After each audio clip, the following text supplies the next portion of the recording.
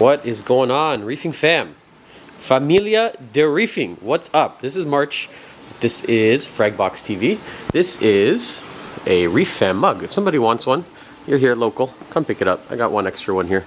I don't know why, but it's waiting here. Come claim your free Reef Fam mug. Crazy weekend, very, very busy. I'm gonna give you an update over here on, where is it? Oh, Red Sea Reefer 250, because we've completely overhauled it.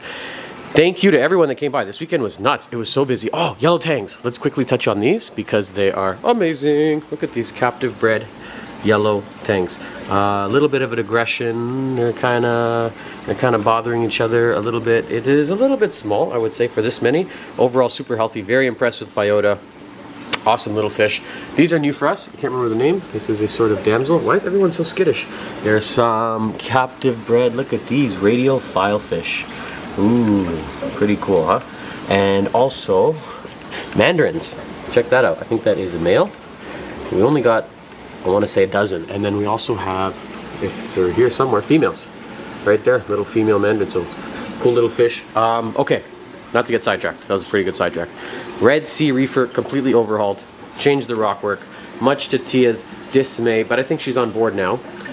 Why? What happened to the acro? We left the lights. We're still using Radion XR G5 blues, I believe. They should be pros now, but it wasn't getting a lot of love or attention. It was getting neglected, and I feel like it wasn't very practical. It was an SPS dominated tank, and the reason behind having a tank like this set up in the store, or having any tank set up in the store, is to, in one way, it's sort of like marketing. We want to show you what you're able to create at home. Oh my god, honey, look, it's so beautiful. Let's take this thing home. Or this one, or maybe you want something a little bit bigger. And to have an SPS dominated tank, it just wasn't practical. It would take years for it to fill out, and it wasn't getting any love or attention.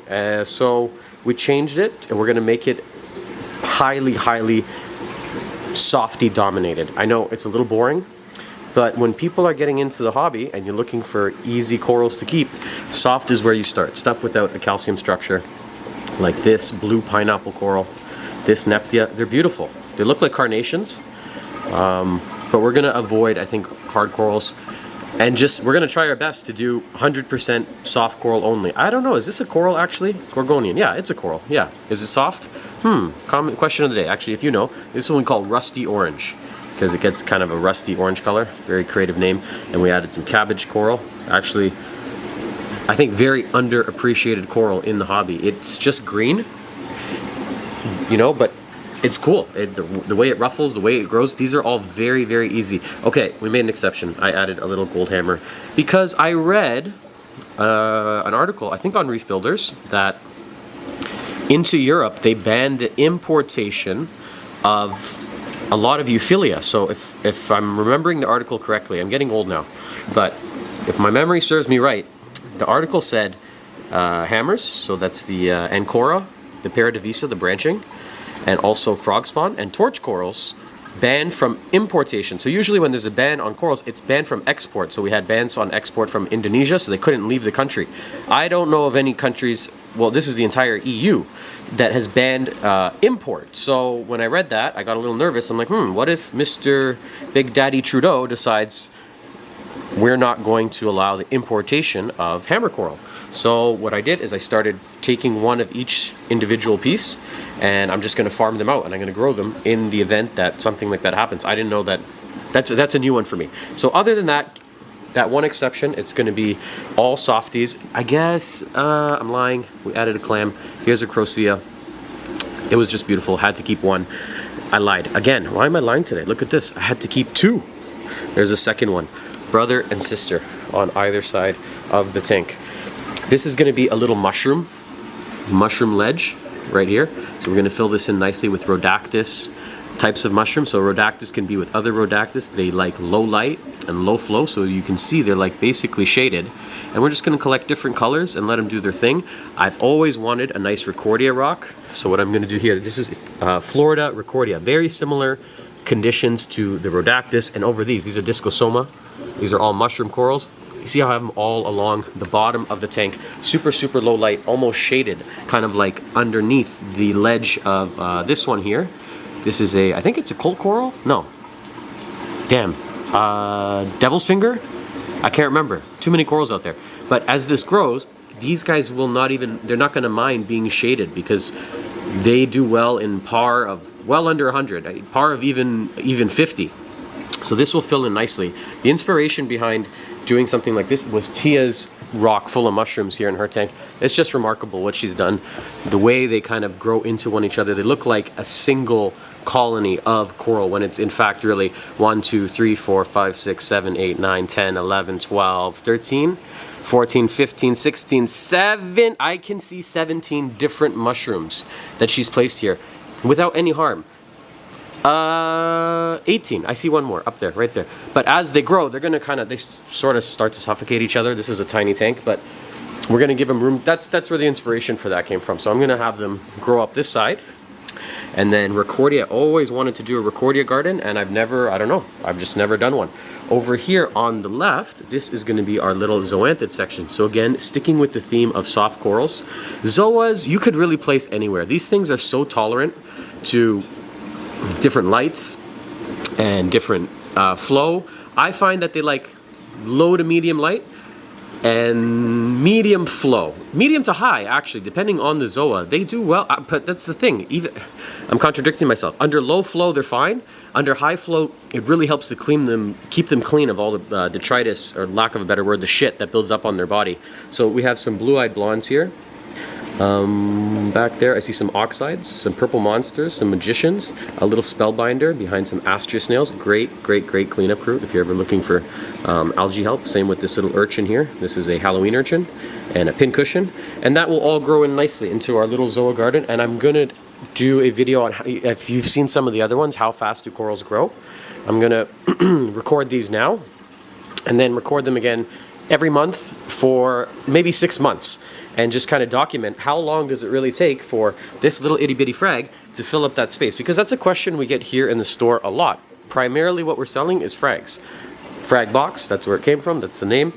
It's looking very empty in here. You guys did good this weekend, cleaned up. But a lot of people ask us, how long is it going to take, you know, this itty bitty piece to be something sizable? It's kind of a hard question to answer. Depends on the coral, depends on the tank. This is Gonipora getting stung by octospawn.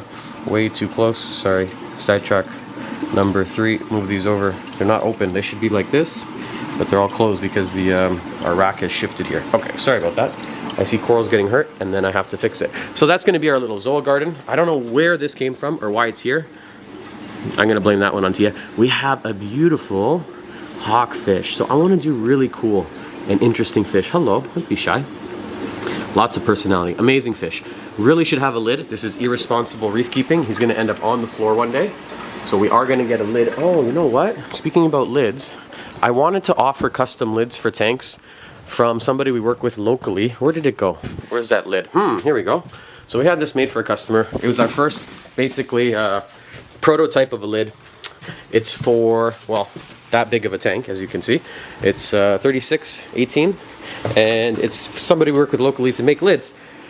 But I don't know if we're going to do it because we messed up. Like, we had it made, and just an oversight, we didn't realize his radion is right here in the middle. I just assumed he had 2 lights because of the length of the tank, but he's got 1 light, and so this bar, this beam here in the middle, is right, it messes up his lighting. So I don't know if we're going to do custom lids. We're really busy in the store. We don't really need another project to do. We have enough going on. I'd like to do it, but it's little things like that. So now I got to eat the cost of this lid. Actually, if somebody can use it, I guess it's got to be exactly your tank. I'll measure it out maybe and post it in the description. But we're going to get one made. Why I'm talking about that is we're going to get one made for sure for this tank, because I want to do really cool wrasses, like rare fish that you never ever see. So at least if we're going to do boring corals, okay, not boring, we're going to do soft corals, then we're going to do some crazy fish, some really show off some of the nicer fish out there. This is another colt coral and some photosynthetic gorgonian, and if I didn't know any better, I would say that he is stinging him, or maybe not stinging, maybe just brushing up or touching it. In the back, it looks like we've placed a toadstool leather, and then in the back, that looks like, hello Mr. Hawkfish again, I think it's a Nephthia leather, that big green one. And the thing about these leathers, they look like trees as they grow out, and then you have this very easy, practical reef tank. Like we could do literally nothing to this thing. No water change. There's no dosing involved. Clean the glass, feed the fish, and enjoy it. And I think that's what we want to kind of showcase, is a very easy tank. And I always love to have tanks that we can frag from. So let's say you like that one, you come in, oh my God, look how nice that is. I really want a piece of that. It's nice to just be able to snip and then have a piece ready to go. We have some Suspiciularia there in the back. Another very underrated coral. Maybe I should do a video on how to keep that one, because it's a little bit finicky. It's either amazing, it's going to take over your tank, or it's gone. And it's happened to me before. I think it depletes I think it kills itself in a sense, because what it does is it grows and it consumes what it needs to grow, and then it depletes that in the water. And if we're not adding it, I'm going to do a video on it. I think this is another type of Nephthia, but as you can see, sort of sticking with the softy theme. I think it's going to fill out pretty quickly, and we're going to show you how fast some corals can grow. This Yuma is not doing very well down here. You see how the mouth, there's a little piece of stringy poo coming out? That is a sign of stress. That's not good. And it's a little bit bleached, and the mouth is a little bit inverted. So I think it's getting too much light. We are using very powerful lights. They do hit 100%. I'm thinking about changing to the pros, actually. So what I'm going to do is I'm going to shade him, and I will show you in the next video if it looks better. What the shit is this guy on? Who put him on this? Crazy people work here. I'm going to put him over here. I'm going to just see if that doesn't help him out. Some clove polyps down there. Very low flow, very low light coral. So you can see basically shaded. Oh, I didn't know we had a coral banded shrimp. Hello, mister. You're actually quite large. Where did you come from? It's kind of cool. We have like a bunch of staff members here, and everyone's got their hands in the tank. So sometimes when I come through, I'm like, oh, I don't know where that came from or who put that there. Kind of interesting. Orange echinastria starfish, if you're looking for a fun starfish to add to your tank with virtually no maintenance. You don't got to do anything. The things are immortal. They're not like the Linkias. They're never going to melt. We have a nice collection of snails. So in here, cleanup crew. Let's touch on cleanup crew. Snails, we have some astrias. There's some margaritas, some pink turban, some trochus.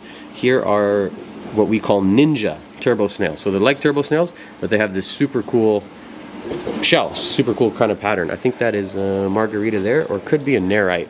But I like to use a mix of different snails. I think this tank's probably got 30 or 40, and people usually, I'm gonna say it, yeah, I think people underestimate the cleaning power of snails. In this tank, I have no hermit crabs. If I was to run into some sort of hair algae issues, I would think about adding some. Maybe we'll add some big ones just to add some character and life to the tank. This guy does a pretty good job. So some people might say that a yellow tang in a 50, I think this is a 55, Red Sea Reefer 250, 250 liters, 55 gallons, I believe. Some people might say it's too small. I don't know. It could be. It's up to you to decide.